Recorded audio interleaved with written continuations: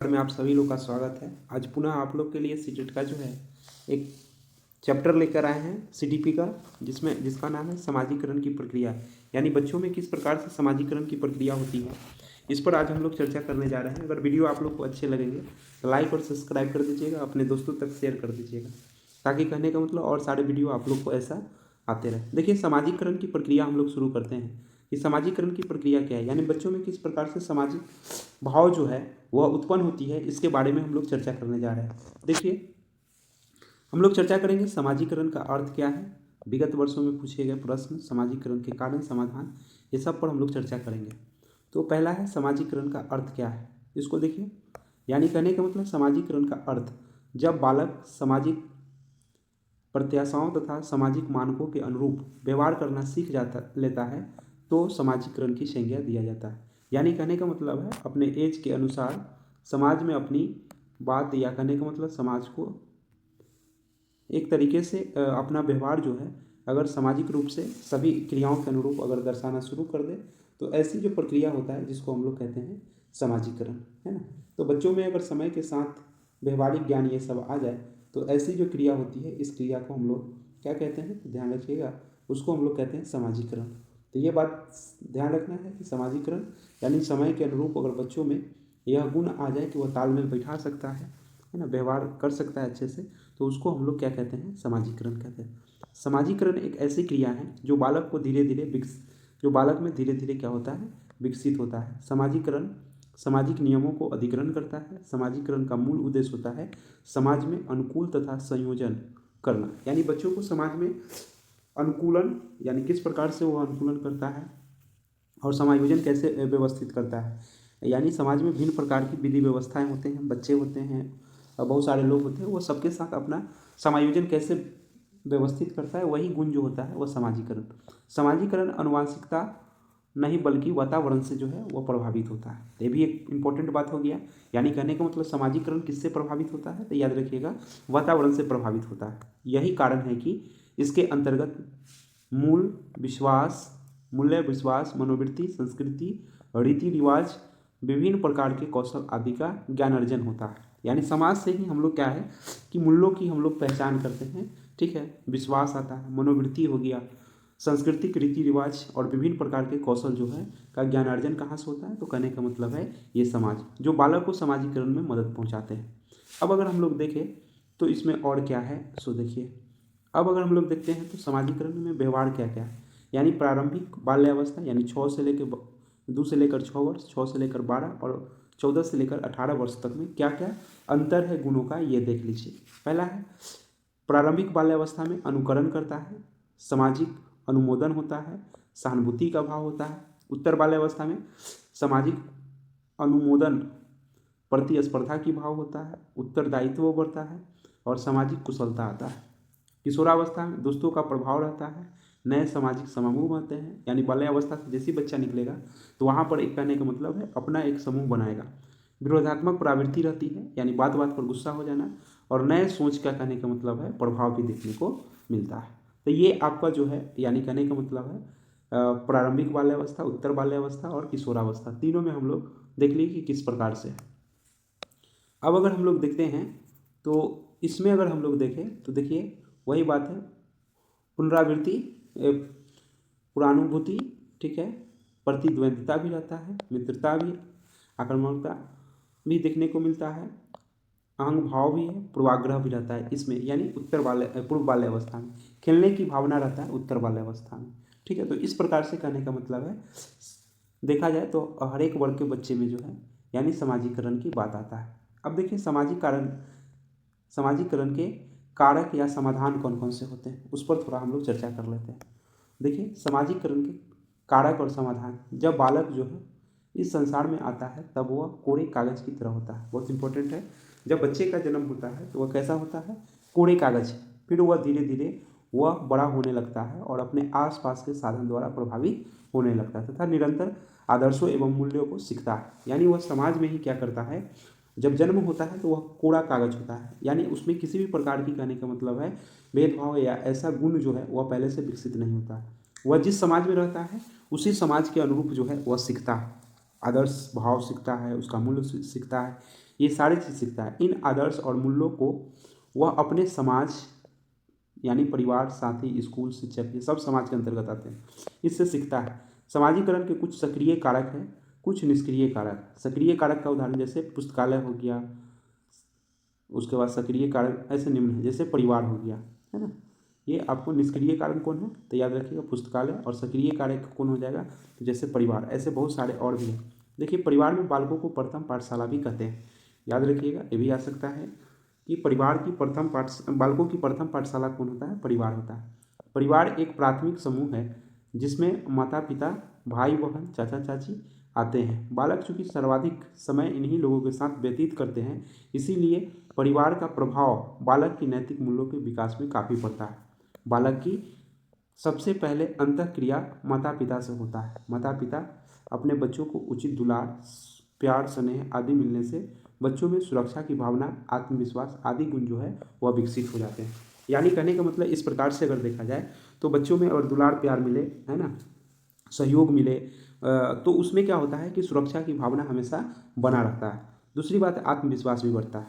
बच्चों को अनुचित डांट फटकार, अत्यधिक डांट डपट मारपीट करने से बालकों में विद्वेष की भावना जो है वह उत्पन्न हो जाती है। जिन परिवार में टेलीविज़न, रेडियो, अखबार, मैगनीज, इंटरनेट आदि का उपयोग होता है, उन घरों के बच्चों का समाजीकरण तेजी से होता है। यानी बच्चों को सब तरह के नॉलेज हो जाते हैं, देश विदेश ये सभी के खबर जो है उनको मिलते रहता है, जिसके वजह से बच्चों को जो है वह समाजीकरण का विकास जो है वह तेजी से होता है। और जिन घरों में कहने का मतलब है इस प्रकार की व्यवस्था नहीं होते हैं, तो वहाँ समाजीकरण की जो गति होता है वह अपेक्षाकृत क्या होते हैं, कम होते हैं। माता पिता में आपसी संबंध का प्रभाव भी बालक पर पड़ता है। अगर माता पिता के बात व्यवहार, है ना, बोल चाल, रहन सहन अगर अच्छे नहीं हैं, तो कहने का मतलब ऐसे स्थिति में बच्चों पर भी उसका प्रभाव पड़ता है। प्रारंभिक बाल्यावस्था में परिवार का सर्वाधिक प्रभाव पड़ता है। यही कारण है कि नर्सरी जो है अगर देखा जाए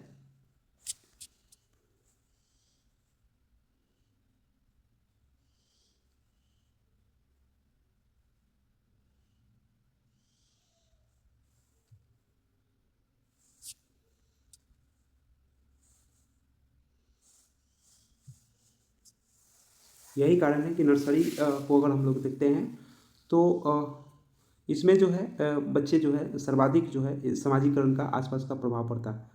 नर्सरी प्रथम कक्षा में मेरा दूसरा है पड़ोस। यानी कहने का मतलब है आस पड़ोस के व्यक्तियों के संपर्क में आने पर बालक नए नए व्यवहार सीखता है। बालक अपने पड़ोसियों के साथ काफ़ी समय गुजारता है, अतः पड़ोसियों के साथ पारंपरिक पारस्परिक प्रक्रिया का प्रभाव उसके सामाजिक विकास पर पड़ता है। इस प्रभाव के कारण समाजीकरण की प्रक्रिया के साथ साथ विसमाजीकरण की भी प्रक्रिया भी घटित होता है। यानी अच्छे आचरण ये सब नहीं सीखते हैं, तो बच्चे में कहने का मतलब है विसमाजीकरण की भी प्रक्रिया देखने को मिलती है। तो ये बात ध्यान में रखना है।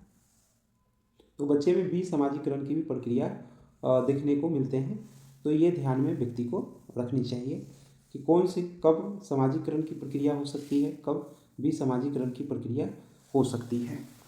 देखिए बालक के व्यवहार में उसके समाज के एक महत्वपूर्ण योगदान होता है, जो न सिर्फ अच्छे शिक्षा प्रदान करती है बल्कि उसके व्यक्तित्व का विकास में भी क्या होता है, सहायक होता है। तो ये आस पड़ोस का भी कहने का मतलब है बच्चों को समाजीकरण में योगदान होता है। उसके यानी परिवार के बाद स्कूल एक ऐसी संस्था है जिसमें बालक सर्वाधिक प्रभावित होता है, क्योंकि वह वहीं पर अपने नए मित्रों के साथ ज्ञानात्मक कौशल, सामाजिक कौशल, व्यवहार आदि के रूप नई नई चीज़ें को ग्रहण करता है।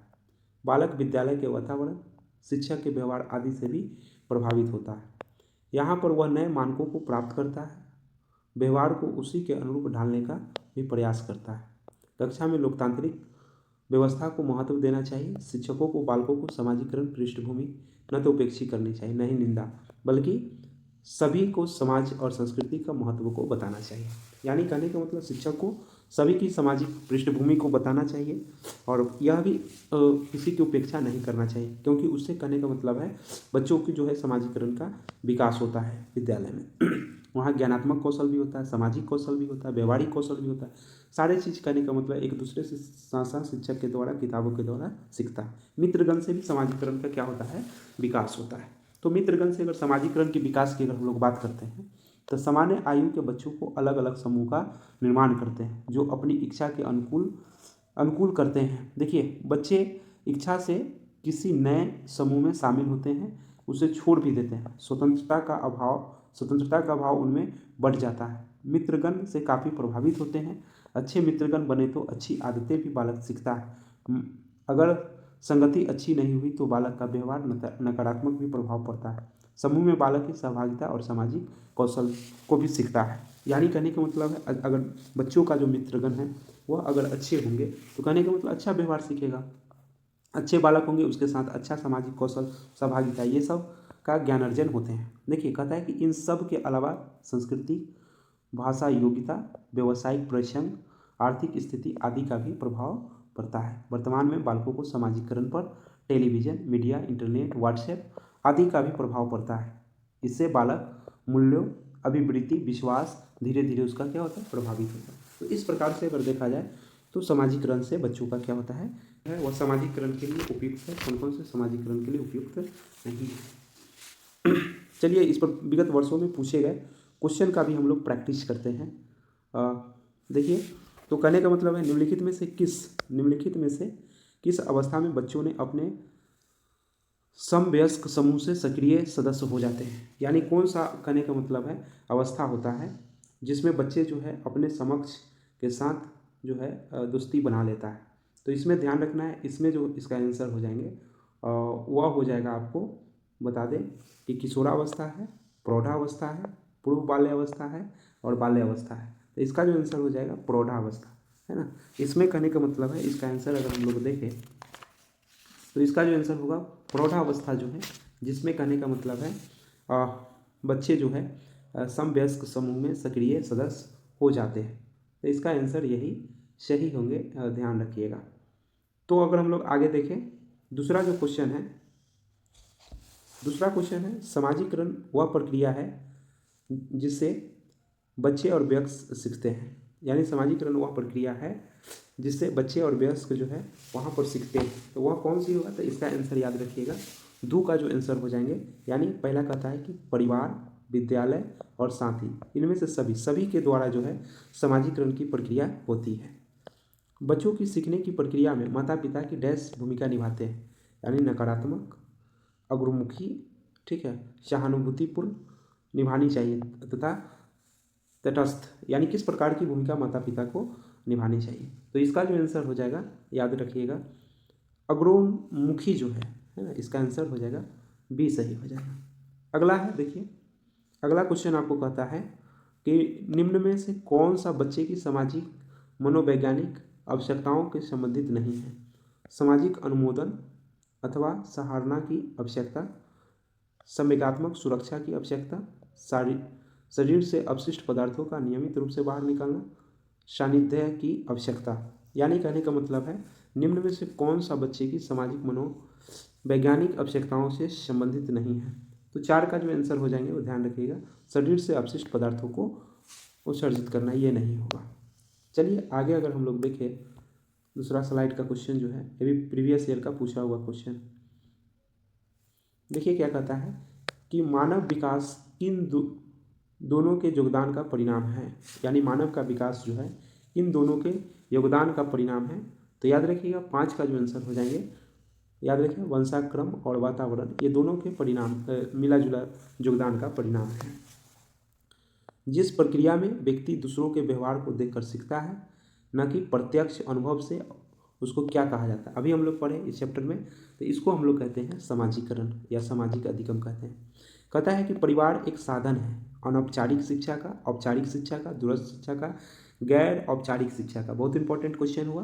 तो इसका जो आंसर हो जाएंगे ये अनौपचारिक शिक्षा का। परिवार क्या है, साधन, अनौपचारिक शिक्षा का एक साधन है। सामाजिक सीखने की सिद्धांत किसका है। सामाजिक सीखने का सिद्धांत यानी समाज के द्वारा सीखने का सिद्धांत किसने दिया था। तो 8 का आंसर याद रखिएगा, यानी वेंडूरा। वेंडूरा ने कहने का मतलब है सामाजिक जो है सीखने का सिद्धांत दिया था। 9 नंबर क्वेश्चन देखिए क्या कहता है, शिक्षक विद्यार्थियों में सामाजिक मूल्यों को विकसित कर सकता है। महान व्यक्तियों के बारे में बोलकर अनुशासन की अनुभूति को विकसित कर, आदर्श रूप से बर्ताव कर, उन्हें अच्छी कहानियाँ सुनाकर। तो याद रखिएगा, सामाजिकरण का सबसे अच्छा जो है वह आदर्श रूप से उनके साथ अगर व्यवहार करते हैं तो बच्चे सीखेंगे और उनमें जो है काफ़ी बात करती है। यह दर्शाता है विद्यालय हर समय बच्चों को खूब बात करने की अवसर देता है। शिक्षक की यहाँ मांग होती है कि बच्चे विद्यालय में खूब बात करें। कृतिका का अपना घर बिल्कुल पसंद नहीं है, उसके विचारों को विद्यालय में मान्यता मिलती है। देखिए इसमें सबसे सटीक क्या है कि लगभग कुछ तो अच्छे हैं इसमें, तो सबसे अच्छा क्या होगा कि जहाँ बच्चों का विचार ये सब जो है तवज्जो मिलेंगे वहाँ पर ज़्यादा बात करेंगे। तो इसका मतलब है कि कृतिका की जो बात है वह विद्यालय में ज़्यादा मान्यता मिलती है। तो जिसका बात अगर विद्यालय में ज़्यादा मान्यता मिलेगी तो स्वाभाविक बात है कि वह बच्चे जो है वहाँ पर अपनी बातों को रखेंगे और कहने का मतलब है ज़्यादा पार्टिसिपेट होंगे। तो इसका मतलब है कृतिका की बात जो है वह घर पर उतना तवज्जो नहीं मिलती है, जबकि विद्यालय में उसकी बातों को तवज्जो मिलती है, जिसके कारण वह आसानी से जो है ज़्यादा बात जो है विद्यालय में करती है।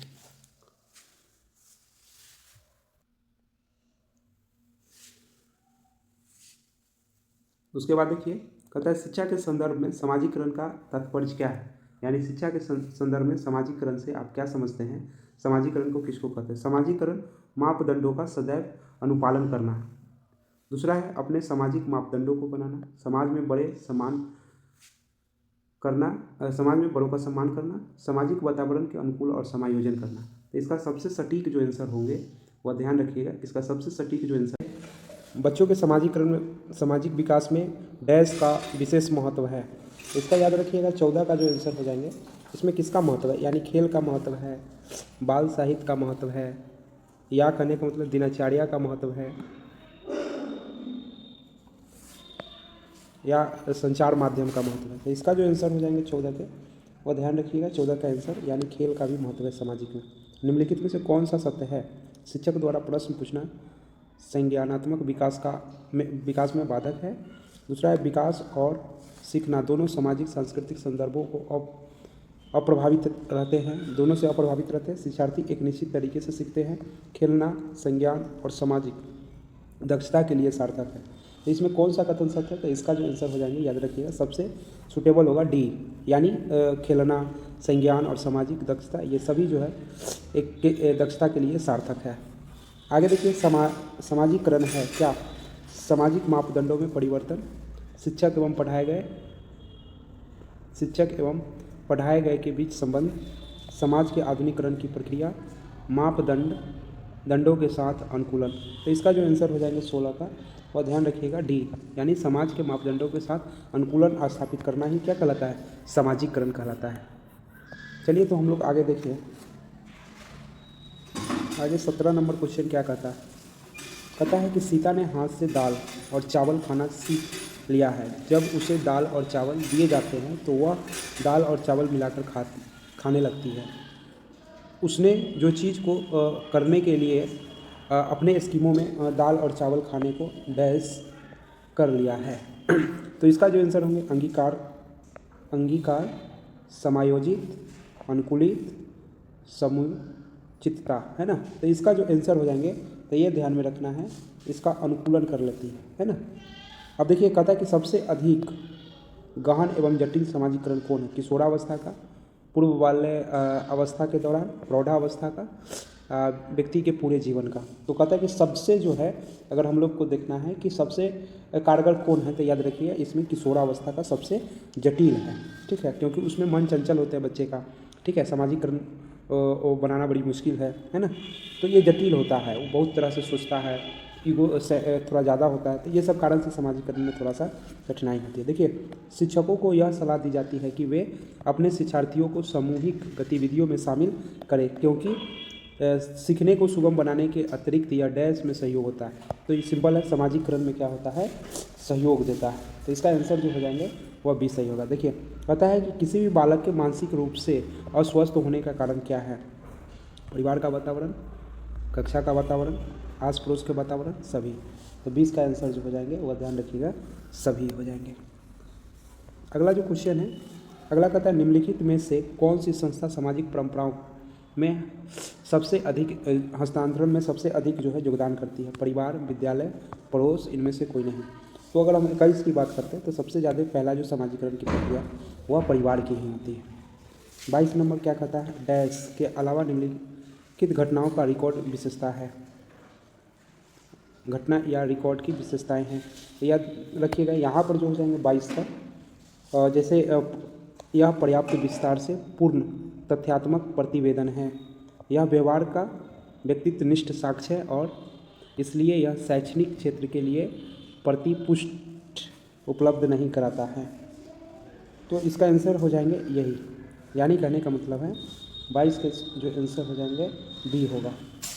ऐसे तो और है लेकिन इसका आंसर बी ही सही हो जाएंगे।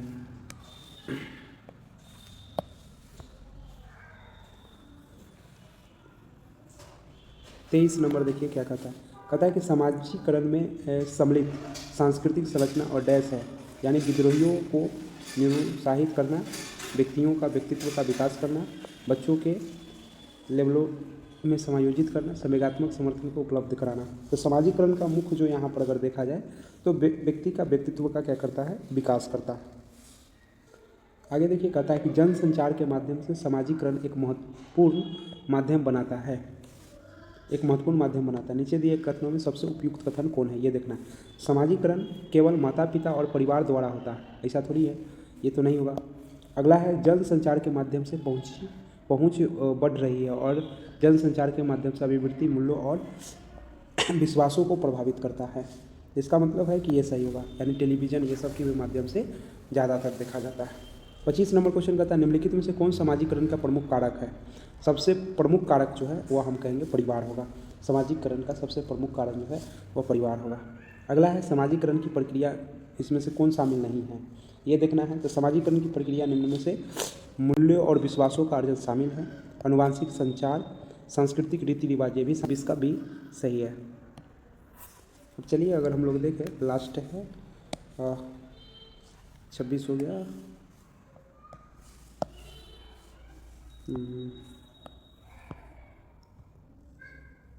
27 नंबर क्वेश्चन देखेंगे।